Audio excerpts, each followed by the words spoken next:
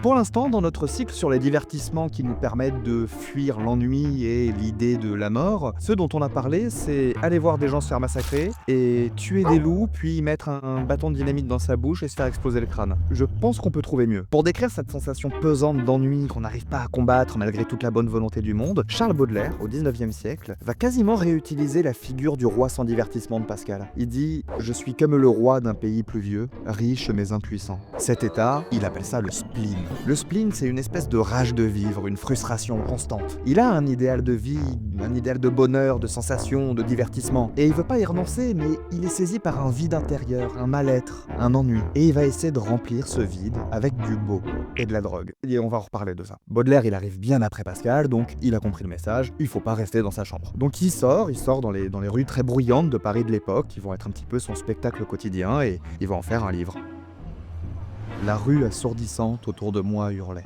Un vers, une phrase, un contexte, on se l'imagine très bien, le solitaire mélancolique accablé par les bruits de la ville. On a donc dès le début un contexte très désagréable, marqué 3 fois par un bruit irritant. D'abord le mot assourdissante, ensuite la personnification hurlait, et l'allitération en R. La rue assourdissante autour de moi hurlait. Vous l'entendez là? Longue, mince, en grand deuil, douleur majestueuse, une femme passa d'une main fastueuse, soulevant, balançant, le feston et l'ourlet. À ce moment-là, il y a son vide qui se remplit. On a un alexandrin classique parfait, une césure, 6 syllabes de chaque côté. Pourtant, c'est pas du tout ce qu'on attendait. Les allitérations en R, elles ont disparu. Maintenant, on a des allitérations en L et en M qui évoquent le baiser. Le M avec la bouche et le L avec la langue. Et en fait, le son, de manière générale, a disparu. Comme si d'un coup, la rue était devenue silencieuse. On a la vue avec la description de la silhouette de la femme, on a le toucher avec la main qui caresse les vêtements. Et alors qu'on arrive avec cette espèce de calme, là, le rythme du poème, il va complètement péter un câble.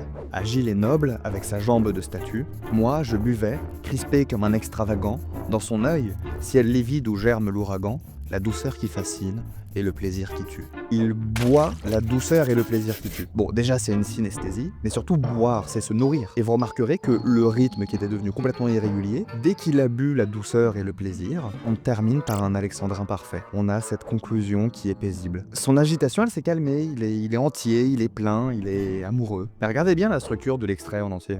On voit la rue, puis la silhouette d'une femme, puis ses vêtements, puis sa jambe, puis son œil, et à l'intérieur de son œil, son essence. Il pénètre dans l'intimité de la femme en la regardant, en fait, c'est du voyeurisme. Rendez-vous compte qu'au début du poème, la rue, elle était personnifiée, elle hurlait, elle était présentée comme humaine. La femme, avec sa jambe de statue, elle est réifiée, c'est l'inverse, elle est présentée comme un objet. Elle est l'objet de sa contemplation, il se sert d'elle. Elle lui sert de muse, elle lui sert de divertissement, ou alors elle lui sert de drogue.